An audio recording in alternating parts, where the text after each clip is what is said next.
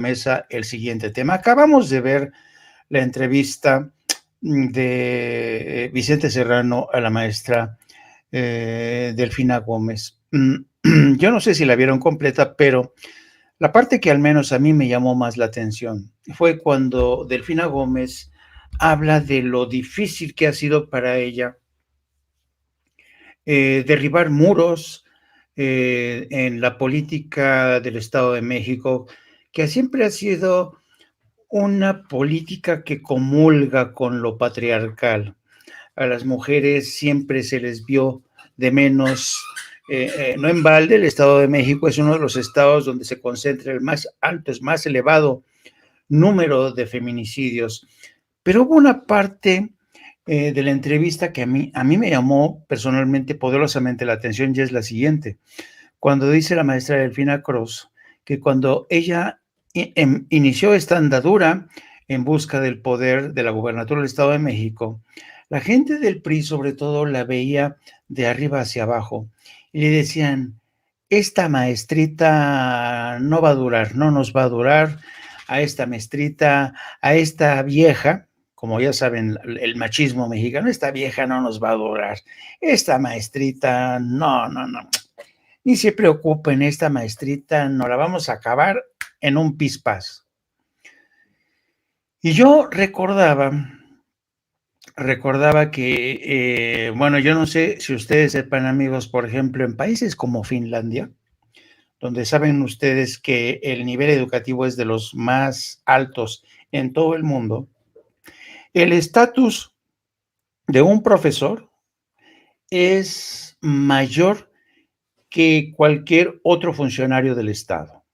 No que ganen más, ¿no? Pero su estatus social es uno de los más elevados, uno de los más prestigiosos. En Finlandia hay gente que, porque hay concursos para entrar en la carrera oficial al servicio del Estado, y es muy complicado entrar como profesor, calificar como profesor, se escogen a los mejores. Y realmente, aunque no tengan unos salarios tan elevados, a los profesores en Finlandia realmente se les tiene muy considerados. Se les ve como un enorme baluarte, como una enorme palanca de desarrollo. Y cuando yo estaba escuchando a la maestra Delfina Gómez hablar de este desprecio tan machista, de este desprecio que es fruto de la petulancia del poder político en México, particularmente del PRI y el PAN, y se da uno cuenta por qué hemos tenido tantos problemas en México. Y quiero precisamente arrancar con este tema de Delfina Gómez, una mujer que por primera vez en la historia puede convertirse en gobernadora del Estado de México. Una mujer sensible que arranca desde abajo, a ras de suelo, una mujer que modesta, una mujer contra la que se ha lanzado una campaña negra durísima y, como diría el presidente, y lo mejor es lo peor que se va a venir. Quiero empezar contigo, querido Martín, para que nos des tu opinión. ¿Qué opinión a ti en lo personal, Miguel Martín, qué opinión tienes de Delfina? ¿Tú crees que logre esta proeza de imponerse en el Estado de México? ¿Y qué opinas de este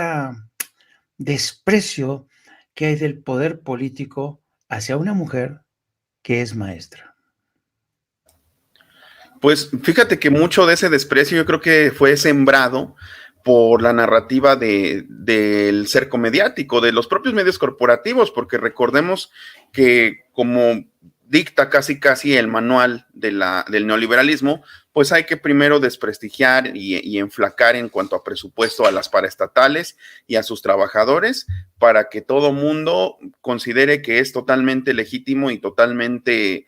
viable el privatizarlas. Y si recordamos, pues eso se estaba haciendo con el magisterio, eso se estaba haciendo con los maestros y pues se habla también de que incluso el propio Claudio X González, pues era el que estaba pidiendo, digamos, mano, ¿no? Para hacer leña del árbol caído en cuanto al negocio de la privatización de la educación. Ahí se me cae la lámpara del coraje. Aquí está. Ya. Y pues entonces recordemos que incluso hace producir ese famoso documental de Panzazo, ¿no? Que pues quería evidenciar a los maestros de México como inoperantes, como faltos de preparación, como que no asistían a trabajar, que solo cobraban, que eran aviadores prácticamente, y que eran unos revoltosos y que eran unos subversivos, y que estaban, por supuesto, en contra del buen gobierno. Entonces, yo creo que desde ahí viene un poquito y se conjunta también con que aquí en el Estado de México, particularmente aquí, la tradición caciquil del PRI es sumamente fuerte, está sumamente arraigada. En lugares, por ejemplo, como toda esa parte que no es esta parte oriente donde estoy yo en Nesa, toda esa parte, digamos que es incluso hasta de serranías, donde pues hay caciques que prácticamente deciden sobre las elecciones, sobre las casillas, incluso al margen de lo que diga el INE. No se podían incluso instalar casillas cuando se votó en el 2017, en muchos de esos lugares no había ni quien las cuidara, y si las cuidaban, pues resulta que todos eran del PRI. Igualmente, por ejemplo, hubo episodios aquí también en el 2017, en el municipio de Chimalhuacán, de gente de Morena que apenas estaba desdoblando unas cartulinas o unos carteles para pegarlos como parte de la legítima propaganda política, y salieron a palos, literalmente a palos, porque la gente de todas estas organizaciones, como por ejemplo Antorcha Campesina, que está sumamente arraigada y que es un grupo de choque adherido al PRI, o que forma parte del PRI, que son de las pocas bases fuertes que le quedan al PRI, pues estaba golpeando gente para que ni siquiera se enterara la gente, las personas, me refiero, el público o bien el electorado, no tuviera ni siquiera elementos para elegir, que automáticamente ganara el PRI, porque así tenía que ser. Entonces se conjuntan varias cosas interesantes, porque también cae Delfina en este escenario de la politización masiva en México,